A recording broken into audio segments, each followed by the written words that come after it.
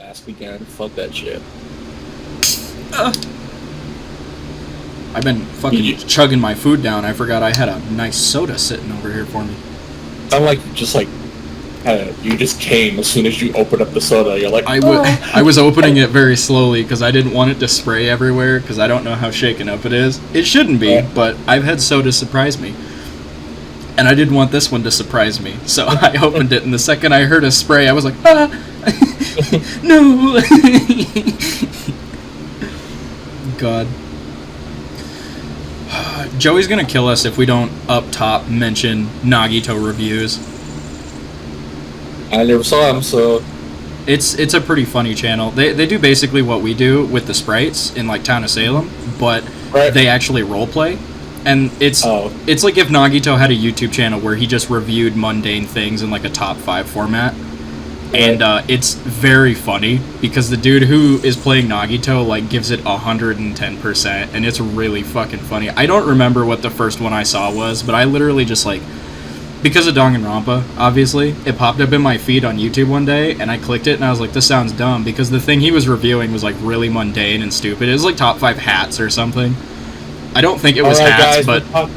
We're talking about top 5 very hopeful games. Number 5, Nier Automata, because all of humanity is dead. There's only way up. Well, no, you're giving it some kind of thought. That's the fun part of Nagito reviews, is he gives none of it any thought, like any real thought. He's just like, what's up, guys? I'm Nagito Komaeda. This is Taka. We're reviewing top 5 hallways today. Number 5, this curved hallway right here. I'm putting it at number 5 because it's kind of curved and it looks kind of weird, and I don't think I'd really enjoy walking down it as much. Number 4, and then Taka just starts talking about the number 4th hallway, and I'm just like, what am I watching? And it's all the people. If you that would go convince ahead. me that Nagito is an actual glue eater in lore. If I ever saw that. And you're telling me the lore doesn't make you think that too? No, I have speculations of the lore right now. That you speculate. It's possible. Just watching the channel, you're like, it's confirmed at this point. But no, dude, the videos are legitimately funny, and the people who do the voice work for all the characters, because, like, pretty much every video, he has another one of the Danganronpa people on there, like, whether it be someone from the first game, or the second, or V3,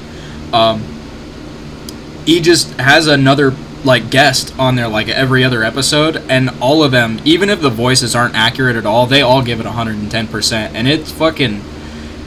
Maybe not all of them are as over the top as the Nagito guy is, but it works because he's Nagito, right?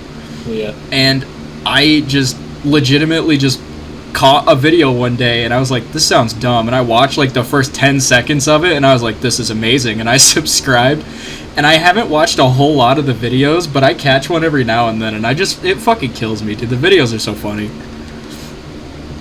God. But yeah, he's ending the channel, I guess, supposedly, and they're doing their final goodbye video soon, and it's big sad. I got Joey into the channel because I showed him a couple while we were doing Doki Doki Plus together before the podcast episode came out, and he just fucking fell in love with it. I guess he went back and watched, like, every fucking video on the channel.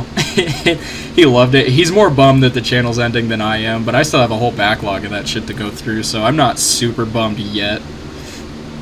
It's really cool, though. They even had the guy who does the voice of Kokichi. They had, like, a Kokichi takes over the channel, and it became Kokichi reviews for a few weeks. Me about that. And it was the actual voice actor from the games being Kokichi, and I was like, dude, this is fucking sick. Fucking rad, dude. Yeah. Speaking of channels ending, I'm sad that fucking text-to-speech Warhammer 40k is also ending, too. Fucking... Yeah, well, this is a Danganronpa channel, so Warhammer can get fucked. Welcome to Nonstop Debate, everybody. My hobbies will be heard! To fucking turn us around on the Nagito's review we're gonna talk about the most boring plate of wood I've ever seen in my life. Literally the person helping him in almost every video. His editor on the Nagito Reviews channel is Hajime. And that's who we're talking about today, is Hajime. Because this boy is I guess, the protagonist of the second game? Well, no, it kind of is. Like, he has the personality of the protagonist, but, oh, man. Dude, I fucking hate his design. I think it works. I think it works pretty well. Well, you can still do that. Well, because of the twist of the end of the second game, which, you know, we should say up top, since we are beginning a new season here, maybe you're just tuning in for some fucking reason, you're starting on Danganronpa 2 instead of 1. We are going to spoil the entire series, every game, in these discussions, so if you haven't played them, go play them. Looking at you, Garrett. Looking at you, John. Go experience how boring Hajime is in person instead of through our opinions. Which, honestly, I don't think he's super boring, but... Like, we're only calling him boring, but personally, I think Hajime as a character is more interesting than Makoto. Because on the scale of, like, it being passively part of the argument and actually being super active in the argument, Hajime is the most active in every fucking argument in all the protags. Yeah. But, no, yeah, if you haven't played Danganronpa, go play Danganronpa. Especially because the Switch version's coming out soon, dude. Like, go play that. It's on the Switch. And they have the AU Universe mode where Junko didn't lose her fucking shit and everyone lived and they all go have a beach party. I know, that's crazy. I would love that. Right. But, no, we're talking about Mr. Flat piece of white bread, if it were a person looking ass dude today. So, we like Hajime. I like Hajime more than Makoto. What? Oh my god, do I hate how he looks. Joey sent me a message today when I told him this is what we were recording. And he was like... He said that Hajime is the worst protagonist. And I honestly can't disagree with that. Because... Not because he himself is awful. But just because you're pitching him up against Makoto, who is the original protagonist, who has a lot of basic stuff going on, but it's still stuff, and then Shuichi, which there's no competition. Shuichi's just better. Yeah. I would have to respectfully disagree. I would think that Makoto is weaker out of the two. You think so? Yep. It's because, like I said, like, in the very beginning of Makoto, when we're talking about Makoto and Kirigiri, the game ends when Kirigiri dies because it's literally the Kirigiri game. You're playing as the bystander. You're just the guy who's along for the ride. That's also true. But Makoto himself is the... Like... Because they play Makoto up as the ultimate hope, which, to be fair, he is. He is. But that's what makes him so special and important, is that, yeah, Kyoko could do everything that she did, but... And I know this goes a little against what we were saying about Kyoko a few episodes ago, but she did falter a bit at the end, and just like everyone else in the room who was still alive, they all started to give up, and Makoto was the only one who refused to do that, and he not only kept fighting, but he encouraged everyone else to continue also, which Hajime doesn't do that, even though he technically is also the ultimate hope. He flat out gives up. He flat out gives up at the end of the... If it wasn't the Chiaki AI, he would have just been fucking gone. Yeah. I don't know, man. Hajime is weird to me. He is, like, simultaneously the most boring and the most interesting out of the three protags. Right. Because they purposely make his design boring so that you don't assume anything, but... I still think Shuichi's more interesting. Shuichi's better, yeah. Yeah, Shuichi's way more interesting because you're dealing with the what was Shuichi back in the past. Because, like, if you just look up fanboy Shuichi or, like, Danganronpa fanboy Shuichi, there's so much, like, alternate universe where he's actually the mastermind, he's just super hardcore Junko acolyte or something like that, and that's all possible what ifs because we don't know shit about Shuichi. I saw some great fan art of Shuichi from before he was Shuichi Saihara, and he's just like in his like he's in like his prologue outfit, and he's just covered in like Danganronpa merch. Like he's got like handbags and a backpack shaped like Monokuma's face and shit. Yeah, I was like, this is great, man. Yeah, but no, I mean like Hajime is. he is both talentless and has every talent. He's so strange to me because he's just simultaneously complete opposites of himself. Right.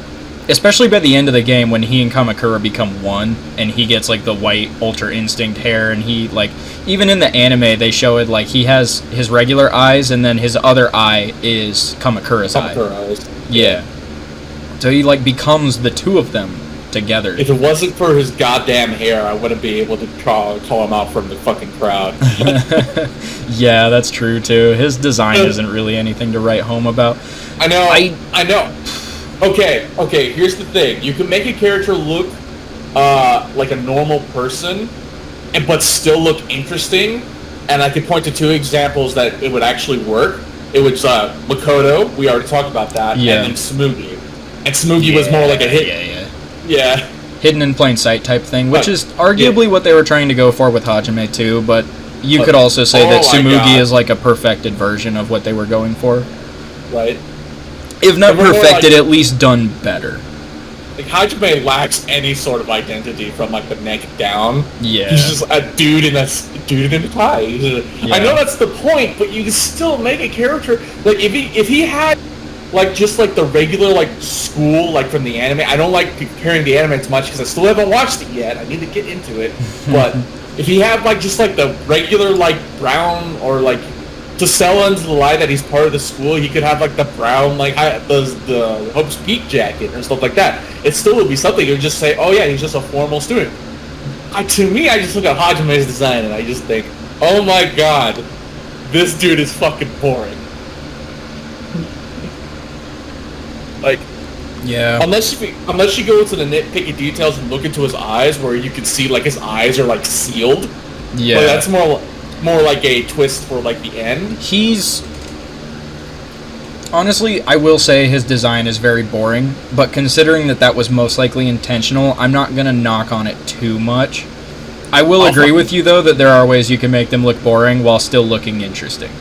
Right, because like Makoto was a prime example. Like unassuming, I think, is the better word here. They were going for unassuming with Hajime, and they just ended up on boring. Whereas Tsumugi is more unassuming. Right. So. And then like, I mean, I guess they could have used the same guy with the jacket because you know. Then he'd look too much like Makoto. You look too much like Nagito. That too, yeah. So. Yeah. Well, you know, that's Hajime, though. Right. He is the pro tag of this game. He has no talent, and yet has every single talent.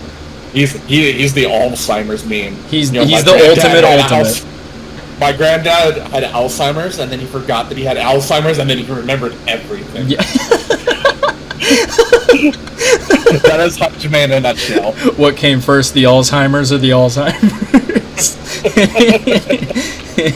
That's the thing, the world will never know. Well, clearly the Alzheimer's did first, but... God. And we're gonna talk more about, like, Kamakura at the very end, because it's gonna be boring talking about Junko again, so we're just gonna... He's technically part of Hajime, but yeah, we're gonna cover him a little more since he's more connected to Junko. Yeah. As a character. He's technically different than Hajime because he's a separate, like, personality. So, they are the same person, but they're technically different people. Hajime's more connected to fucking Chiaki, and Kamakura's more connected to Junko. Kamakura's not really connected to anything. Yeah. He doesn't really fucking care about anything. So, but yeah, there's no death to talk about because Hajime doesn't fucking die. Surprisingly, he didn't even have a fake death in the Danganronpa 2 like most of the cast did. Right. But technically, no one has Danganronpa 2, so... Exactly, that's what I'm saying. Yeah. He didn't have anything. Right. Personality-wise... honestly, I don't mind it. Yeah. Yeah, he's legit shit. You don't have a Kyoko to land on, and Togami died. Togami in question marks. Quotation marks. Togami! Exclamation point question mark. exclamation point, question mark, quotation mark. Yeah, he's definitely a little bit more of a stand-in Kyoko, especially early on, because Chiaki's not really that active early on. And Nagito is more just like the big twist of Chapter 1, and then he's tied up for most of Chapter 2, and then he's incapacitated for all of Chapter 3. Why the fuck do you guys like him so much? He's gone for 2/3 of the game. He literally is, but I think it's just because he's such a great character, honestly. Right. He is... Could you imagine if Nagito was in V3 and, like, the worst character in V3 was in this one instead? It'd be, like, the perfect cast. Who would be the worst character in V3? Oh, yeah, fucking, Seesaw Man, yeah. Yeah, Kyo. Yeah, I would definitely put Kyo in Danganronpa 2 and put Nagito in V3. I'd be happy with that. At least the fucking Nagito's shenanigans with Seesaws in V3 would make sense. Yeah. Because you would have just known right at the back, oh, this dude's just fucking crazy. Yeah. Of course he would try to kill someone with the seesaw. Yeah. God. No, Hajime's, personality-wise, very good. I actually enjoy him. I made fun of Makoto. It also helps that he's voiced by one of my favorite voice actors, Johnny Young Bosch. Fucking If you do the English dub, yeah, he's voiced by Johnny Young, which is pretty fucking great. Played the game in English dub because the fucking Japanese dub for Hajime is really bad. That doesn't sway a lot of people when it's just one or two characters. Right. They usually gotta hate like every voice to switch over to English.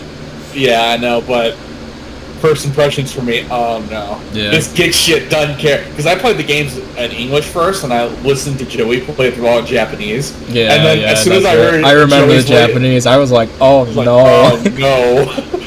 I was like, look, Joey. I was like, look, Joey, I might be biased, okay? I might be, because I played this game in English, but I'm telling you, stop playing it on Japanese. I mean, you hear Hajime get mad, and whenever he's like, Ikitamasu, oh, that's right, it was like fucking Chipmunk. Yeah. So high-pitched. It was higher pitched than Makoto. I think you and I were just spoiled because we know Johnny Young Bosch, and then we hear that and we're just like, oh no. Oh hell no. Like, I'm not gonna say the performance is bad. It's just the sound isn't what we picture with the character in our heads, which is probably why it sounds so weird to us. For me, I can't picture that voice with that dialogue. He starts. Like, fucking Makoto's a pure good boy. Hajime starts swearing, calling people out. He's like, what up, thug? You want to fucking stand up? Let's fucking fight. Hajime's the first one to do Rebuttal Showdown, so I mean, that fits. And he's more like, if we're going to compare the the three people technically doing Rebuttal Showdowns, it would be anyone versus Hajime, it's more like offense versus offense. Yeah. And then anyone versus, okay, well, we only have one. It was Ryoma versus Kaede, and it's more like a little bit of offense versus offense, but Kaede is trying to be a little bit more passive about it. Yeah. And then it's just anyone versus Suichi. Suichi's definitely on the back burner because he's a fucking pussy, but that's kind of the point of his character arc. He needs to be built up. That's why Kaito's a character. Yeah. Yeah. But yeah. Overall, personality-wise, he's good. Yeah. He's a lot better than Makoto, I think, actually, as far as his actual, like, character goes. Because Makoto's just, like you said, Hajime's a get-shit-done kind of guy. Makoto is just like, huh? What's going on? And then he needs Kyoko and Togami to, like, spell it out for him and kind of lead him to the right answer. And then he's like, I got it! And you're just like, you sure did, bud. And then Hajime is just, for the most part, at the beginning of the game, is on his own. He's figuring this shit out himself. Right. And you've got some people like Nagito kind of spelling a few things out and kind of leading him there, but not nearly as much as Makoto was getting led by Kyoko and Togami. And then, like, post-Chapter 2, Fuyuhiko helps, and then Sonya helps. Yup. And then, not as much as you don't like to admit it, Soda helps a little bit, mainly during non-trial I'm not saying things. Soda doesn't help. I just like telling him to shut up because he's a simp and he makes me cringe. Says the Sonya simp. I was a Sonya simp when I played through the game. I have since come down off of the Sonya high, but that still doesn't mean that Soda doesn't make me cringe. Soda would do the shit where, like, if Sonya was going to sit down, he'd, like, rush over, and he'd, like, trip and fall, and then he'd, like, skedaddle and, like, scurry back up and, like, trip again almost, and then make his way all the way over to her chair just to pull it out for her before she could sit down on her own. And she's like, oh, thanks, and he's like, you're welcome, Sonya. I love you. And then he just kind of like steps away. Like that's what I picture Soda being like, and I hate it. I just hate it. Simpage for Sonya has come to an end. It's now like fucking. for Miyu. It's like if this was Pokemon, and right, if this was Pokemon like the anime, Soda would be Brock, and I would be the side character pulling him off of Nurse Joy every 10 minutes. No, but you're basically from going from 2 to V3 was basically you going. Simpage for Sonya has ended. I am now a simp for Miyu. Simp for Miyu. I was a simp for Maki at first, and then because I hated Miyu and the way she talked, and then after a while she just kind of grew on me, and I was like, damn, this girl kinky. I like. Yeah, it's a character that you love to hate, unlike the other gremlin in the fucking second game. Oh boy. Spoiler alerts, we think the second game has the worst cast. Second game does have the worst cast. Yeah. And it's not even really their fault, because they're great characters by design.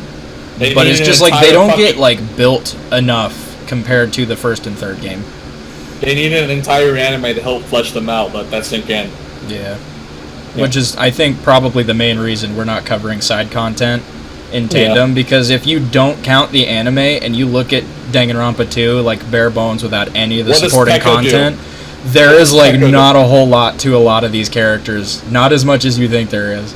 Yeah. And as much as you'd hate to hear it, Jared Chiaki falls right in that boat. I know. I didn't even realize until Joey played through, but we'll get to that when we get to Chiaki later. Right. So, yeah. Hajime's... Man.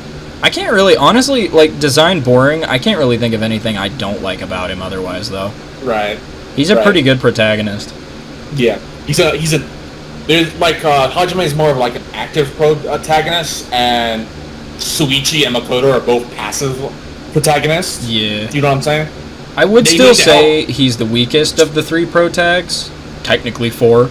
But that's not because he's awful in any way. It's just because the others are more important. Makoto's got that good boy shining hope bullshit going on with the story, so he's automatically super important. Hajime, like, is boots on the ground by the time he's done here, but we don't see that until the anime. So as far as the game goes, he's more helpful than Makoto was investigation-wise, but he's not as important to the overarching story as Makoto is. Yeah. And it also doesn't help that his main villain is technically Junko and himself. Yeah. And it's not even the real Junko, it's an AI copy. Yeah, and we already seen Junko defeated. Yeah. Retarded as it is. Yeah, it's fine though. Yeah.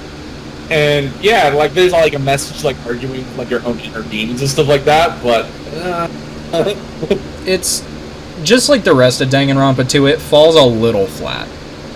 Like I can see what they were trying to do with a lot of this stuff, but it just like there were too many missteps with most of it, and a lot of it just didn't land, really. It also doesn't help that another point to Hajime is that when people start dying off, he doesn't react to the way people are dying around him, like compared to Makoto, Suichi, and Kaede. Yeah. Where they were just like, oh shit, Makoto had like the initial shock, he's like freaking out, I'm like, oh my god, I can't believe someone would do this. Hajime is like, well, someone's fucking dead, I guess we gotta figure out who did this. Shuichi spends most of the game fucking depressed after the first murder. My man's never recovered. Kaede committed, in quotation marks, the first murder, so she's more like guilt-tripping herself. But Hajime's like, well shit, here we go. He's literally like, oh shit, here we go. Yeah, there isn't as much reaction on his part. It's mostly just straight into the, we gotta figure out who did this. Right.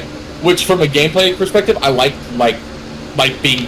Because I played Ace Attorney first, I like the going in, let's get this figuring out, detective right away. But from a story and character perspective, it leaves a lot of Hajime and by extension, the entire second cast a lot lackluster. Yeah. Yeah. So because they don't really have anything to play on, because we like, fucking hell, like as soon as like Fat Gami dies, we have like what? Okay, as soon as like to explain what I'm gonna go on a tangent right here to explain what I'm talking about here. We're gonna compare the first deaths of the first and second game, because V3's first death, I'm not gonna talk about. Because well, that's not really a fair comparison, because you don't really get to talk to Togami that much. in Danganronpa 2 before he's gone. I disagree. I think you spent a lot of time seeing Fake Gami in action. Well, yeah, no, you do, but he holds his cards close to his chest. He's unwilling to open up because he doesn't trust anyone. And right before he's about to open up is when he dies.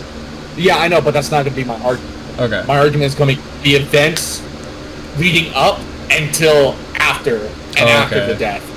So, leading up to the events of the Sayaka's death in the first game, you're literally like dead at night. You're going in. It's all going to be like all fine and dandy right there. You want to switch rooms, Sayaka. If you're experienced writer, that's like immediate red flag. You know she's gonna either be the murder victim or be the murderer. And technically, she was both. So that's she winds up being both, technically. Yeah. Yeah. So you're just leading up. It's just straight up tension. You get out of the room. You don't see Sayaka in the hallway. You go to the thing. You go into the meeting hall, Sayaka's not there. You go into your room, you open up the door, boom, Sayaka's dead. Yeah. Everyone, afterwards, it gets into the Monokuma stuff, but everyone's having this serious reaction. Makoto's freaking out. Didn't he, almost, wanted to vomit? Or did he pass out or something like that? I don't remember. I know it was pretty bad, but that was because Sayaka was his love interest before the Killing Game, and she was starting to become that again until she died. Right. And then everything's going to hell. Monokuma explains the rules and shit like that. Junko dies. It's non-stop tension all the way through. Yeah. Then you go to Danganronpa 2. You're going to the party, right? Togami's confiscated everything. You go to the side room, talk to Togami. You're going to the party. You're having a great time. It's all joyful and everything. Suddenly, lights cut out. Lights come up. Togami gone. You lift curtain on table. No. Fat man dead. No, that's not what happened, remember? Lights go off. Everyone's talking. Everyone's panicking. Lights come on. You get the picture of Mikan. Oh, right. When she falls over. I always forget that happens before you find the body. Tonal whiplash occurs. Then Akane brings us back to reality, smells blood, Togami's dead, and then you're just sitting there. It's a terrible pace, in my opinion, because that affects every character present, because it's not tonally consistent. It has tonal whiplash. Oh, you're saying going from relaxed to extremely funny to finding a dead body under the table is the problem? Well, no. Yeah, there's a problem. That's a problem. Because if you look at Chapter 1 and Danganronpa 1, it was constant building of tension. Yeah. But you go to the party, you know something's going to happen, but everyone's having a good time, but then the lights cut out. That's a sudden spike of tension. Yeah. And then once the lights come back on, you see Nikon compromised, and then that's a sudden decrease in tension. Sudden break in the tension. Yeah, sudden break in the tension, question mark, comedy. Because I wasn't laughing when that happened. I'm like, oh, is this the time and place for that to happen? I think the only reason it did happen was because it was evidence towards the murderer somehow. It was important to the case. I remember that much. Yeah, that's stupid. We'll get to that when we talk about terror. But, and then you find a dead body. It's tonal whiplash. And that hurts every character's involved because it's played up for the sake of comedy. Oh look, suddenly a dead body. Yeah. It's where Danganronpa 1 is a constant incline. Danganronpa 2, and this is for most of the cases, is a gigantic wave format. With the exception being Danganronpa 3, except that it has a plot hole. So. Yeah. No, I see what you're saying. It's a little rough. Danganronpa 2's got a lot of missteps in how a lot of things are handled. It simultaneously has one of the best cases in the series, but also has some of the worst cases in the series. Yeah.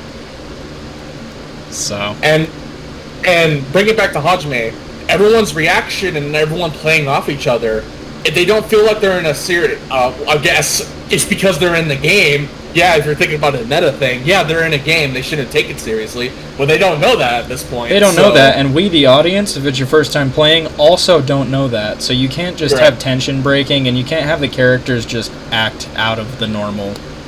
Right. What they're seeing is a fellow classmate that was just murdered in front of them without them realizing. No one is going to just play that off and go, okay, we need to find out who did this. Yeah. Yeah. Yeah.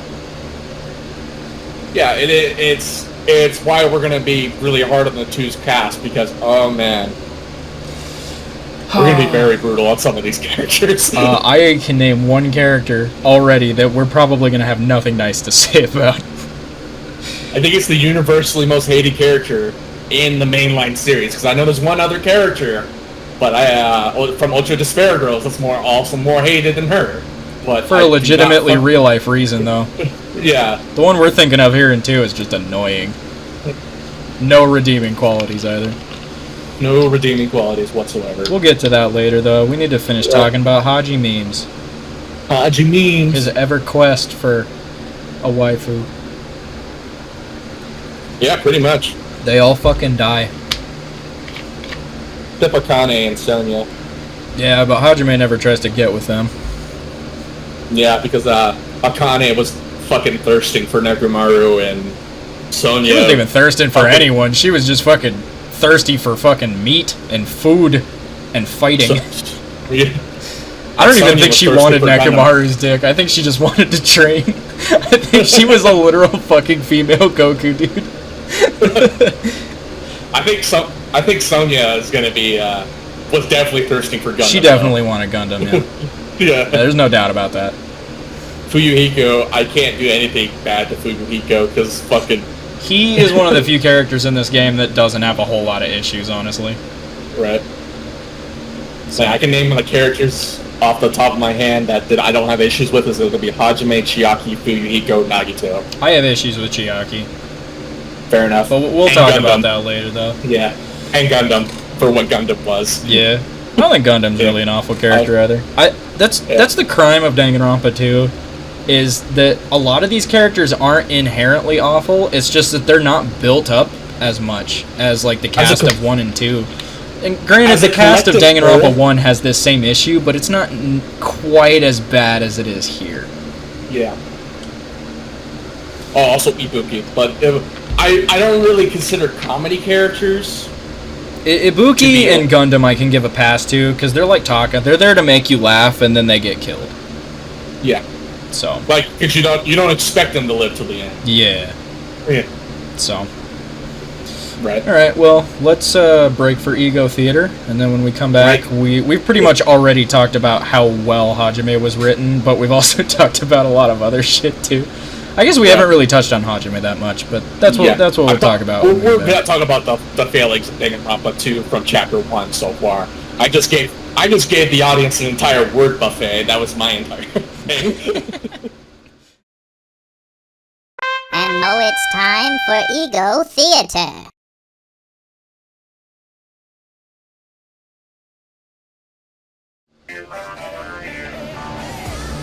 Now for today's topic. Danganronpa's Monokuma versus Total Drama Island's Chris McClane. Are we talking a straight up fight to the death, or just who's a more like bloodthirsty host here?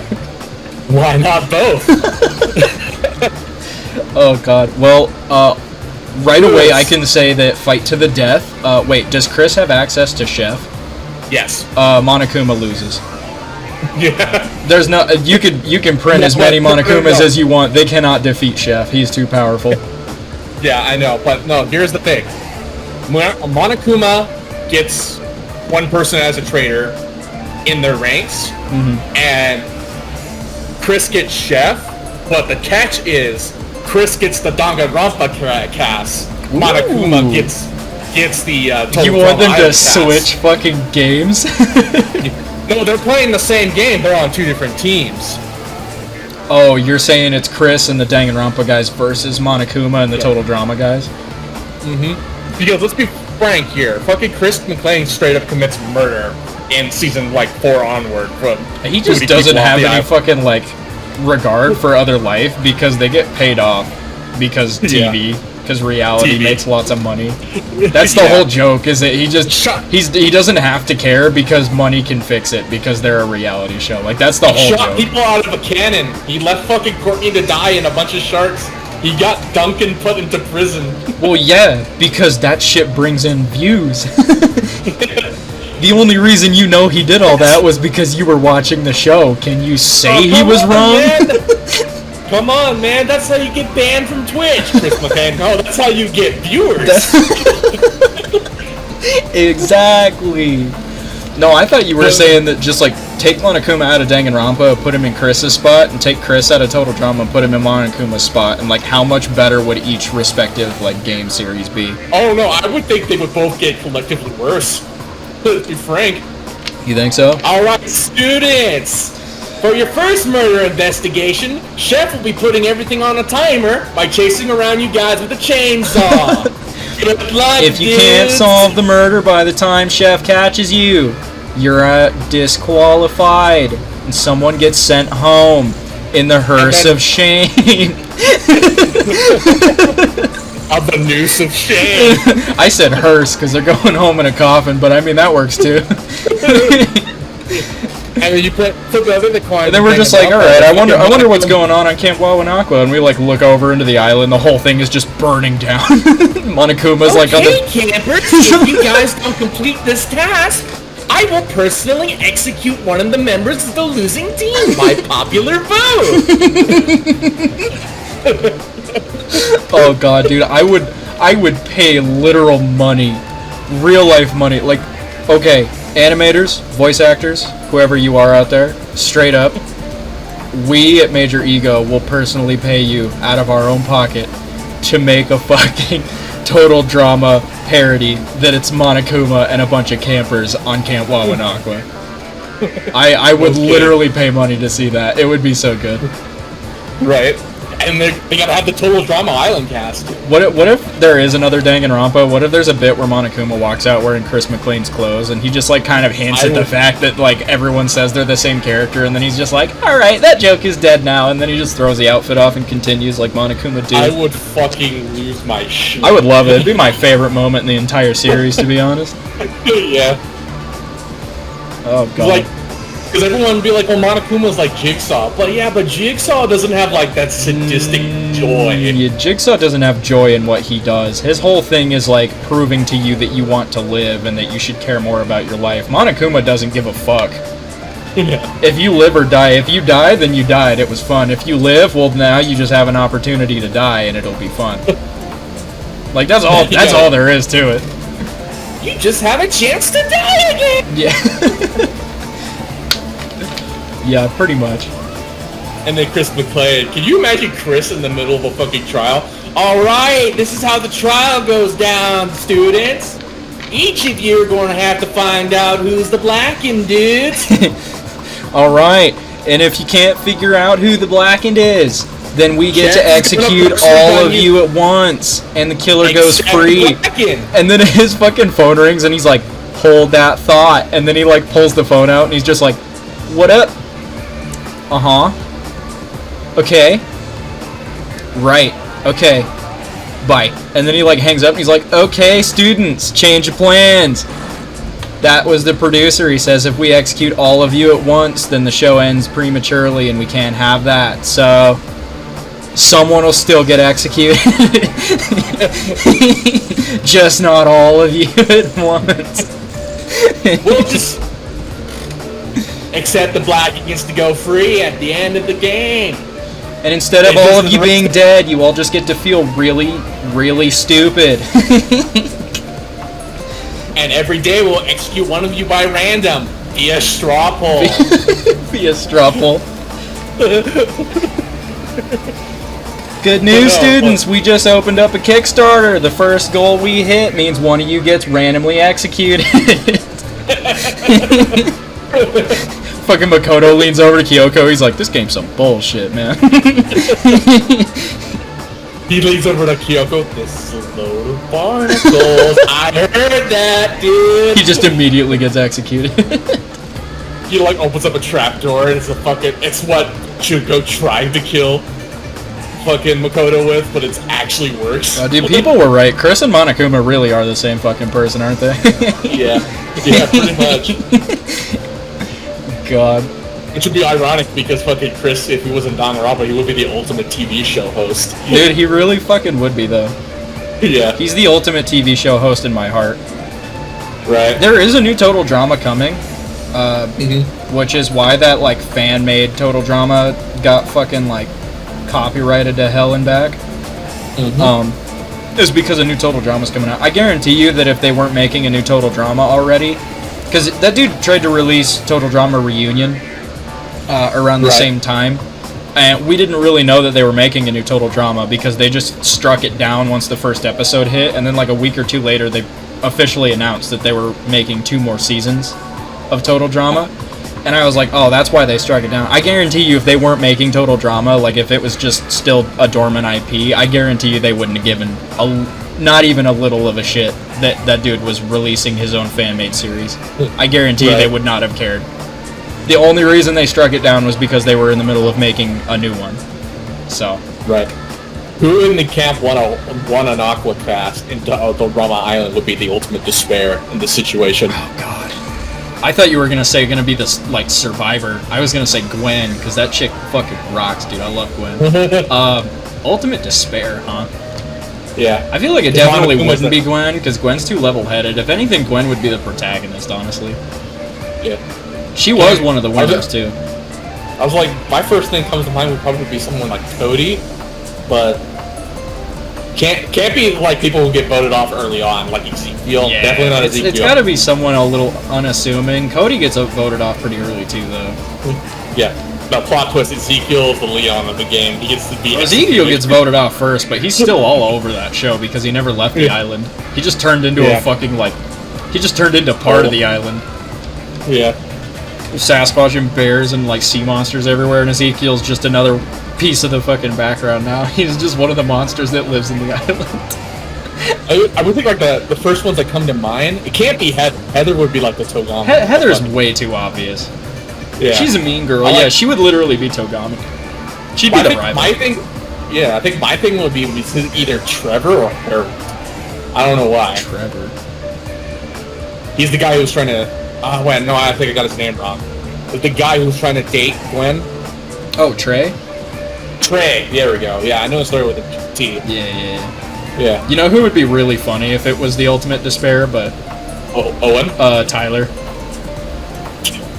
The fucking jock dude that was with Lindsay. Hey, that would make sense if the fucking prep girl was the mastermind all along. The prep goth girl was the mastermind all along, and Danganronpa 1, the jock dude would be the mastermind in this hypothetical situation. I'd buy it. Yeah. Okay, students. God. I fucking can't, man. Oh, Christ. Alright, students, get ready, cause it's punishment time! Fucking chef comes out just like... with a bat into his hand, you know? It's gonna hurt you more than it's gonna hurt me. God. Alright, students, get ready, because we're going back to the main show. We're gonna be talking about Hajime and Jesus.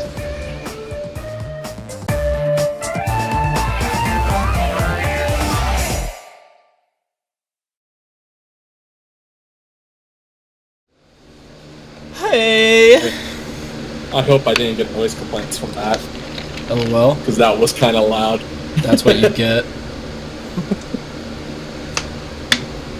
Also, new game, new season, new non-stop debate means new major ego theme. Goodbye Monokuma theme. Hello Monami theme.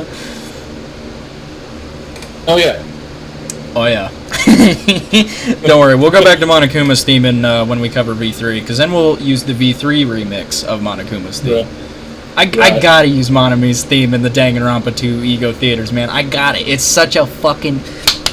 It's such a banger, dude. Another point against Danganronpa 2 has the worst Monokuma theaters. Yeah, honestly, they're a little boring. Yeah. They're not bad. There's a couple good ones that I remember. But yeah, most of them don't really stand out as much.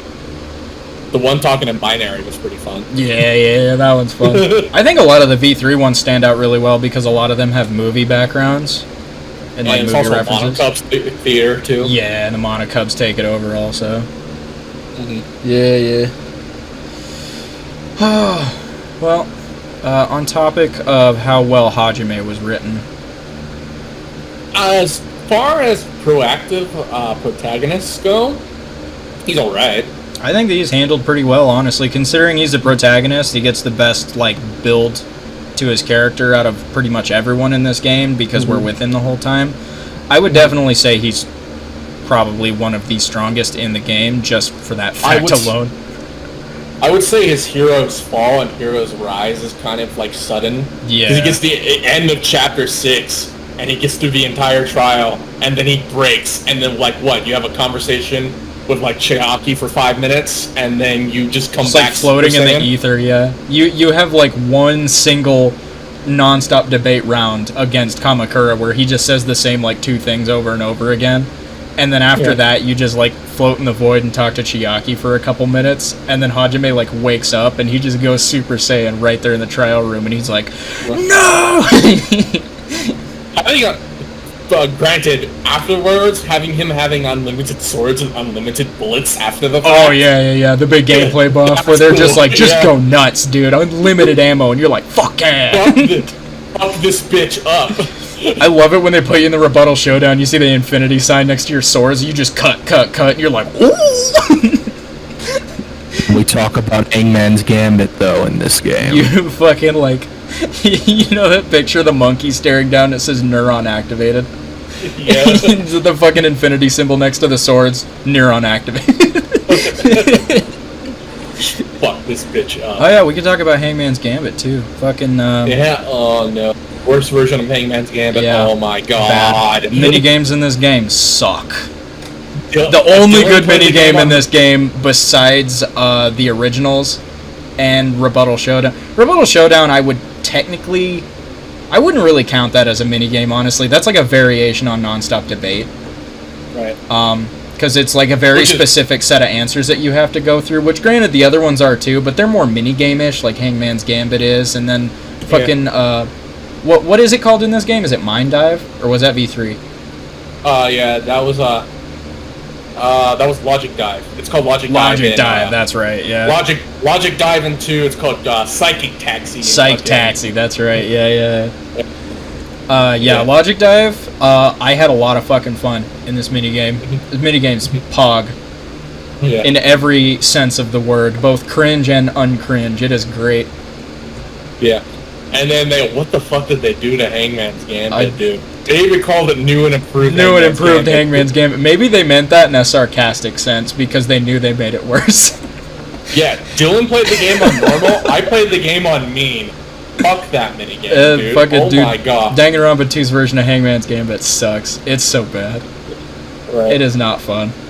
I think it's the best it's ever been in V3, but even then, it's not my favorite. Right. Hey, it's still garbage. It's still one of the worst minigames, but it's not It's bearable in V3. I actually didn't mind it that much in V3. It wouldn't have been my first choice had I got to pick what minigame, but it was alright. I don't mind it. Right. Also, this is the game where the consent mechanic comes into play too. Oh yeah. You get to agree with people. Yeah. Give you a new edge on the non-stop debate to look out for. Yeah. So. Yeah. This increases everyone's intelligence by 10 points. Yeah. Just in general, being able to agree with what other people are saying to move discussions along, yeah. Right. Doesn't make, like, Makoto, like, this one guy going around like, you're wrong, your face is wrong, your hairdo is wrong, gets immediately knocked out by Mono. His opinions, whack. His direction in the discussion, whack. His theories, whack. Me, I'm tight as fuck. Knocked out. He just gets punched. God. Yeah, but being able to just compliment other people's arguments and saying you're right as well. Yeah. Makes everyone seem smarter, but not by much. Surprisingly. In this game, most of this game is like obvious shit. Like obvious. Oh yeah. Like what is the murder weapon? Is it this or is it this? How about this? I'm going on a limb and saying it's this. And yeah, it gets a little bit more expanded upon by V3, where they actually are doing arguments. Yeah. Because they're just most of the consent mechanic in 2, it's basically evidence that like simple stuff. God, Danganronpa 2 is just a bunch of good ideas not fully fleshed upon, and then V3 perfected it. It happens, unfortunately. It's not. Yeah. It's not entirely the game itself's fault. I feel like they were still perfecting and trying to like figure a lot of stuff out when they were writing this game. It got rid of the fucking react mechanic, which is a godsend. Yeah, that's definitely an improvement. Yeah. Yeah. Yeah. There's some good. There's a lot of bad in Danganronpa 2, but we'll sort through it as we go along. So. Hidden Monkomas was fun. Yeah, the Hidden Monkomas were pretty good. Yeah. So. We're moving on to Impact. Hajime's a protagonist. He's got impact for miles. He can't help it. Ironically, he has the least amount of impact. Yeah, but it's only because V3, the following game, doesn't technically follow Danganronpa 2 canonically. And if we're excluding the anime, he doesn't really have much past the end. Right. So, if we weren't looking at anime confirmation, then we don't know if he ever successfully resurrected the Danganronpa 2 cast, but we know he did, so. Yeah. He does, and then they just kind of go fuck off on their little island while Makoto, like, basically reshapes the world. Well, in the anime, in Danganronpa 3, Makoto, right? Yeah, they save Makoto, because right after Makoto and Kyoko and Togami leave the island at the end of Danganronpa 2, they go right back to the Future Foundation to kind of, like, face judgment for their crimes of stealing the Danganronpa 2 cast and trying to save them instead of just killing them, like the Future Foundation wanted. And then they all get sucked into the final killing game, which has the bracelets and bullshit, and it's fun. But yeah, like right at the end, Hajime and the cast of Danganronpa 2 show up, and they just like save Makoto's bacon, and then they just get on a boat and they peace out back to Jabberwock Island. Right. So it's great. He's got impact past Danganronpa 2 if we looked at the anime, but excluding that, his story ends at the end of Danganronpa 2, where he's just on the island working to hopefully bring his classmates back. So. Side tangent, though, for Danganronpa 3. Oh my god, Joey's reaction to seeing the cast and looking at Makoto from the cast picture. Oh, man. Yeah. It's so fucking funny. That can't be Makoto. What the fuck? This dude can't be Makoto. He's a Chad. Makoto's a bitch. But yeah, no. To be fair, he's not that much different in the anime. I actually would argue that his character is a little worse in the anime than it is in the actual game. So. But well, the game has a lot more content to go around than fucking the anime. Oh no, there's just straight up like backpedaling with Makoto's entire character in the anime, and I didn't understand why, like at all. The anime is good, but there's plenty of missteps there too. We'll probably cover that someday too, and take a more in-depth look at that. And to everyone who keeps saying like, why isn't Danganronpa 2 getting an anime? You clearly don't get the joke of Danganronpa 2. Then Danganronpa 2 has a lot of anime actually, which kind of proves our point. Yeah, it has a lot of anime, but the killing game of Danganronpa 2, why isn't that an anime? You missed the joke of the entire Danganronpa 2 then. Yeah. It's a game! They don't need to make an anime because it's a game. It's a game. But yeah. But he's got tons of impact. He's a pro-tag. He's gonna. It's really weird because it feels like it should be like its own self-contained story, but it's not. It kind of expands outwards, yeah. Yeah, it expands a little bit outwards, and we know a little bit that Hope's Peak is kind of fucked up. Yeah. Oh, definitely. What they do to this poor boy. Oh, they fucked this poor boy up. Yeah. Yeah. Alright, well. And it's really weird because I wanted to talk a little bit more about it, but it's not like all about fucking Hajime though, so it's really weird. Yeah. Well, there's only so much we can talk about Hajime. I think we talked about a lot of Danganronpa 1 in general alongside Makoto during the Makoto episode too. That's so long ago, and I don't re-listen to this shit, so I really don't know. Right. But and it's kind of weird because like to explore Hajime a little bit more, we need to talk about Kamakura. Yeah. And if we're going to be talking about Hajime and Kamakura at the same time, we're going to be here for like another hour and a half, basically. Which is kind of where we're going to pair him off with Junko at the end of Danganronpa 2, because they're both technically masterminds here. It was Junko's plan, but Kamakura carried the plan out. Yeah. Yeah. He executed the plan, no pun intended. Yeah. And that's like probably the perfect place to talk about Kamakura and the Remnants of Despair in general. Yeah. It would be in that episode. Plus, we'll probably have less to talk about with Junko because she's literally just Junko again, but she's an AI, and she's a little more toned down because of that, which I like, but she's still overall the same Junko, so there's not really going to be as much to talk about with her. We won't have to break her character down as much. We'll just kind of go over what's a little different about her compared to the original, and then we'll just kind of talk about how she fits into, like, relationship with the other characters and junk, so. And then we're going to talk about why Kamakura is the worst mastermind, because we know all about his plan, but oh, do we know fuck all about this guy. It really is not in the game, like, at all. Like, I mentioned that you have, like, 2 lines of dialogue from him in that random non-stop debate at the end of the game. I thought there was a little bit more than that, but just a little. And then when I watched Joey play through the game again, I was like, oh, that's right, that's just all there is of him, huh?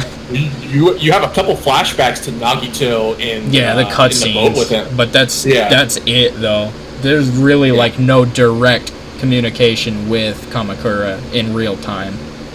Right. So very weird. Very weird indeed. All right, well, let's move on to trivia. Okay. He's got a fucking lot. While the pronunciation... Some people consider Hajime their favorite protagonist.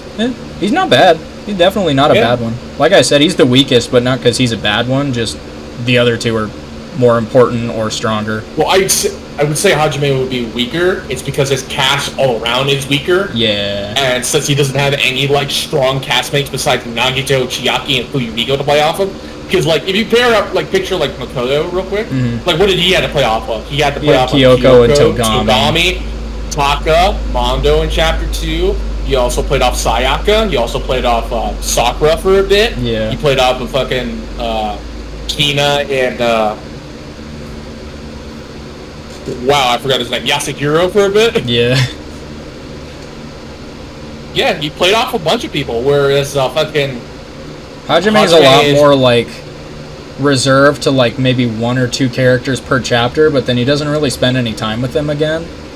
Right. And then, I mean, like, he spends a lot more time with Chiaki, like, right before she dies. Yeah. So. Yeah. It's whatever. While the pronunciation of Hajime's first name often means beginning, the kanji it is written with primarily means injury or flaw.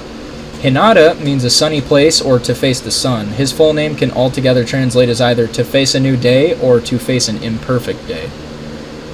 Which fits him really well, actually. Future! Yeah.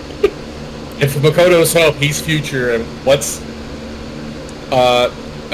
Suichi's end. Yeah.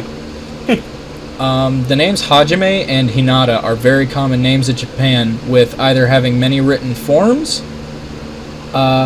Example given, Hajime can be written as, and then it's just a bunch of Japanese symbols that I don't really understand, but... Hinata itself is both a surname and a given name. This common quality of his names is parallel to how Hajime was a common student with no extraordinary talent. Yeah, that makes sense. Yeah. Matching the meaning of his given name, Hajime's birthday is January 1st, the first day of the year in the Gregorian calendar. Future. I'm literally Squidward right now. Future! Apparently, Hajime's full name in Japanese lettering can also be read as Kamakura, according to Kodaka in a tweet he made, which foreshadowed his identity before entering the Neo World program. Oh, this is interesting. Hajime's alternate identity is also foreshadowed during one of Gundam's free time events, where Gundam asks Hajime to reveal his true name. Interesting. Let's be frank here. Gundam had a copy of the script. Let's be frank here. Gundam fucking knew what was going on. God. Hajime shares his English voice actor Johnny Young Bosch with Rentaro Emami from V3. Very cool. Yep. During the final trial in his temporary awakened form, Hajime bears a striking resemblance to Taka's Kyondo form. Both have their dark hair turned pure white and their eyes bright red. Taka's was already red, though. Yeah. his eyes were on fire. So Yeah. They both changed their respective forms because of memories of their deceased friends. Taka became Kyondo due to his love for Mondo, and Hajime entered his awakened form due to the memory of Chiaki, helping him overcome his despair. Yep. Technically being the same person as Kamakura, Hajime is the first character in the Danganronpa series that has participated in 2 mutual killing games and survived. The others are Makoto, Asahina, and technically Kyoko Kirigiri. Right. According to the text seen on the computer screen in the episode 6 of Despair arc, both Hajime and his parents gave their consent for the Kamakura project and agreed that the school would not be held liable for the said actions. Although it's unclear if they were fully aware of the consequences, considering the school's tendency to lie and hide information. Wow. So they fully agreed to it, but it's possible they didn't actually really know what was at stake. Hope's Peak is actually kind of evil. Maybe Junko. Nah. I love that the second you said her name, you're just like, nah. If you really want, you could probably do better on the inside. Why do you have to? She wasn't trying to fucking expose evil. She was just being chaotic for chaos' sake. Chaotic evil. What would Kamakura be? Lawful evil or just neutral evil? Probably lawful evil. He doesn't really do anything unless it interests him, and nothing interests him. Which is the whole reason he went along with Junko in the first place, was because he was bored. Because then, what would that place Samugi at? Neutral evil or lawful evil? I'd say more neutral evil, because she was just trying to live up to Junko. Right, fair enough. So. Where's fucking Nagito then?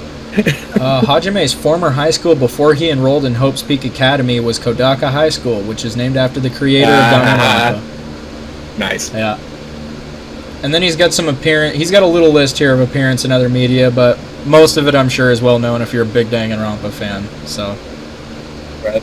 The only one I really know is that he was a skin in that Dead by Daylight looking game, Identity V, along with a bunch of other characters like Nagito. So. I think it was Junko, Makoto, Kyoko, Hajime, and Nagito were all skins for survivors, and then Monokuma was a skin for one of the killers. Right. So. That's it for the trivia, though. So. Not bad. A lot of interesting stuff about old Haji memes. Yep. Him and his fucking orange juice. God. Alright, well, Jer, final thoughts. What are your closing arguments here on old Hajime Hinata? He's alright, but like the cast as a whole, without him being able to play off the cast, because like Makoto had a select few, Shuichi played off fucking everybody. Yeah. I think it's not even really fair to compare them to Shuichi, honestly. He's just so much better in like writing and everything. Right. V3 is just like the Danganronpa formula nearly perfected. They just need to fix the third case. Yeah. Why can't you guys get the third case right? I think the best one was still the first one, even though it wasn't exceptionally strong either. It was still pretty decent. It's just a little obvious that it's Celeste. Yeah. So. Oh well, though. Right. Yeah, I'll agree though. He's all right. He just suffers from the game as a whole not being nearly as strong as the first and third one. Right. So. It's really weird because all the characters have personality out the ass. They just don't have any character development throughout the game. Yeah. They have little bits. Play off of each other. They don't play off each other. The people who play off each other are fucking Peko and Fuyuhiko and Sonya and Gundam. Gundam. Arguably Soda. Soda is a bystander. Soda just plays off Sonya, but Sonya doesn't play off him. Yeah. And Nagito, as a villain, as your rival and as a very threat, he plays off of only Hajime. I do understand why people compare Nagito to Kokichi a lot, because honestly, in terms of best rival in the series, it's real close between him and Kokichi. Yeah. Real close. But as more as Nagito is more like a direct threat to Hajime, as he's more laser focused onto you. Kokichi's going on a threat on everybody. He's more of a threat to Kaito than he is to Shuichi, and he only becomes a threat to Shuichi in Chapter 4 onward. Yeah. he's a good rival. Yeah. There are, like I said, No there doubt. are very good things in Danganronpa 2. Nagito Komaeda is definitely one of those good things. Right.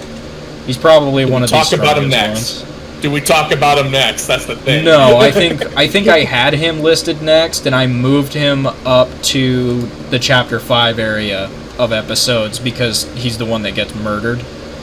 I think I have him and Chiaki together. We gotta save the best for last. Let's be frank. Yeah, to be honest. Because it's gonna be a degrading quality of negativity with a slight uptick of positivity, then a really big uptick of positivity, Yeah. and then back to mediocrity. Yeah, it's gonna be fun though.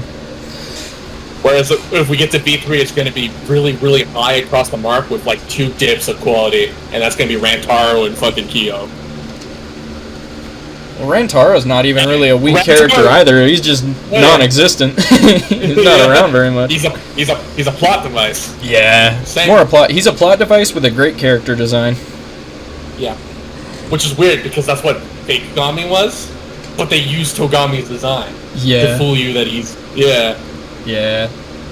kind of does work the same way, huh? Yeah. Interesting. Wow, why? The more you think about it, there's a lot of things that happen in fucking V3 that are like parallel better versions of Danganronpa 2. Danganronpa 2. That's crazy. Yeah. Alright, well, The only thing we needed was the traitor from V3, and we have a better like overall thing from. Well, there was a traitor in V3. Yeah, it was Sumugi. That's right. yeah. She was the imposter. Yeah. Cue the Among Us music. No, that joke is dead. Dead joke. I shouldn't have made it. Just Cringe. Just like the game. Oh, well, I wouldn't say it's dead. The game is definitely thriving. Yeah. Okay, I'm up. Like, dead as the game was about 2 years ago. When no one knew it existed. Sure, I guess. It came out in 2018, dude. No, I know. It didn't blow up until quarantine. Yeah. Alright, Jer. -10 to +10. What do you rate Hajime? 5. 5? 5. Yep. Middle of the road, just like his design and his character. Because if I give Makoto a 6, I'm not giving him a 6. I'm giving him a 5. Yeah, that's fair.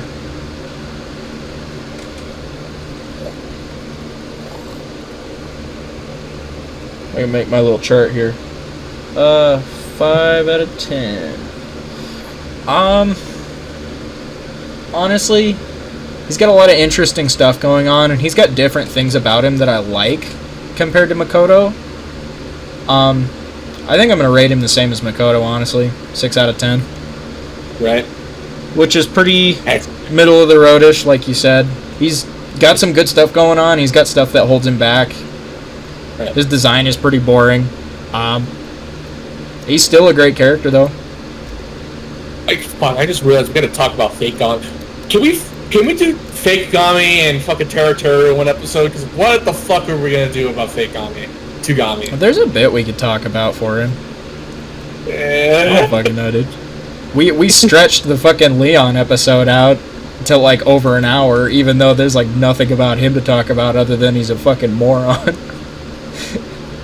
I think we just went on like, we just said he was stupid, and then we went on a tangent, and then we were like, oh yeah, this is a Leon episode. Leon's stupid, and then we just went on another tangent. We just repeated that until the episode was over. But the thing with Togami, we can't really do that because he wasn't stupid. He was doing everything right, basically. Well, we could just talk about everything that we talked about with him in this episode, just more in depth, not in general. Right. So I don't know. There's more to him than there was to Leon for sure. So Yeah. Terra is gonna be fun too. yeah, I'm gonna For love you. talking about Maybe not for- Terra, dude. Maybe not for me. I don't like that archetype. I don't. Terra like is a those. moron, and I don't mean that in the same way I mean for Leon. He just makes me laugh. He's just funny. The shit he says makes What are me. you gonna talk about? The shit he says makes me shake my head in like frustration, but I also laugh a little bit because I'm just like, what the They fuck, should have used man? his beta design. Let's be frank. Oh, They dude, should've his used beta design was a fucking nothing but a beta. It was everything but a beta. It was a Chad. It was a Chad design, and they turned him into a beta design. They backtracked. They're like, well, we can't make him hot and a perv because then people are just gonna eat up that he's hot. But and not care that he's a perv. If we make him a perv and not hot, then they'll realize he's a perv. Miyu's hot. I forget she's a perv because she's got nice tits. You got a big rack and she's aesthetically pleasing to Dylan's taste. She's just funny, dude. She just makes me laugh. The shit she says. Oh, God.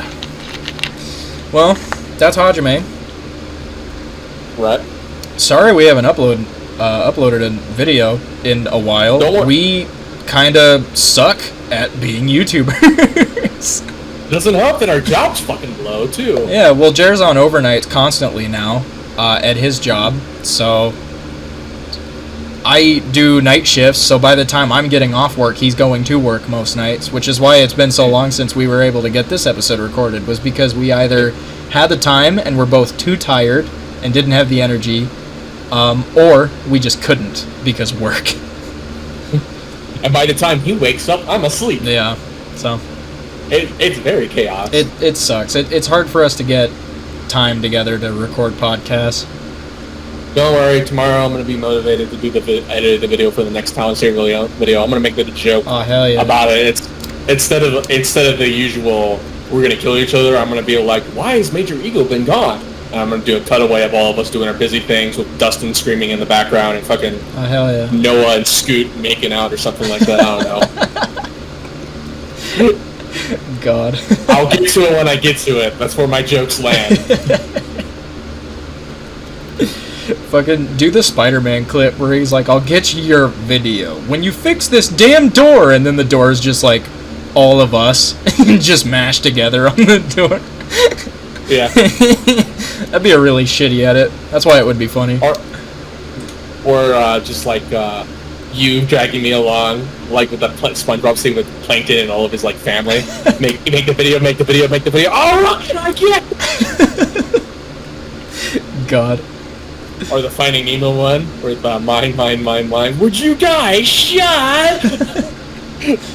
We'll get it. We're trying to get back into videos. I did a little bit of editing, but I just, man, I am just so burnt out from work and all my other shit I gotta do. I sit down and I edit a couple jokes and I'm like, I'm happy with it, and then I'm just like, I should work on this more, and then I don't. I just don't. It's hard, man. I give serious props to all the big YouTubers out there who are able to stay with this for like so long, and I know some of them have to take breaks here and there too for their own mental health, but like it's hard just doing it regularly, honestly. It'd probably be easier if we didn't both have full-time jobs outside, but yeah, no. What can you do? Yeah. We gotta live. Yeah. We gotta make that money because we do this shit for free because we do it for funds. Yeah, because we gotta live because our hobbies include talking about an anime game and a podcast for a free time. Half of our videos on the channel, you guys don't know this because you don't make the videos, but like half of our videos on this channel that are not the podcast have copyright claims on them, which means that we couldn't monetize them for money, and if we did, all the money would go to the right holder. And a lot of it is for stuff that's not even worth copywriting, but the system does it anyways because YouTube is very cool. Right. But yeah, even if we wanted to monetize our channel, we'd have to start really holding back on a lot of the stuff that we do and the edits and like certain videos, and it just wouldn't be us, and I just don't want to do it, frankly. I reminded of the Atlantis meme real quick. We've been copyrighted for a lot of things. Music, video clips, double parking, but none of us got paid. Well, maybe somebody got paid, but nobody. But that somebody wasn't us. God. Either way, it's like more than halfway through the year, and we're finally starting Danganronpa 2. I don't think we're going to be able to keep our New Year's resolution, but at least we started it before the end of the year. I don't know, unless we gas through this entire thing and don't miss a single day afterwards. Yeah, I don't know when the next video will be. We are trying to do it every week, but like I said, it doesn't always line up for us. So if you guys don't see another one next week, I'm sorry. If you do, good job us. We did it. Good job. should be a little bit easier because I'm getting 2 days off in a row now instead of having 1 day off, and I spend most of those days asleep. Yeah. So we'll hopefully get something figured out. We'll have to figure a new day, a new time out. We might have to. I don't know. Right. We'll figure it out either way. But well done. I got Mondays and Tuesdays off, so pog. If that helps. Well, there you go. Yeah. Schedule confirmed. Don't bug me in the middle of the night. I know where you guys will live. Even if you come in from fucking out of the country, I'll find you. And I'll hunt you down. And I will ding-dong ditch you. Good night, everybody.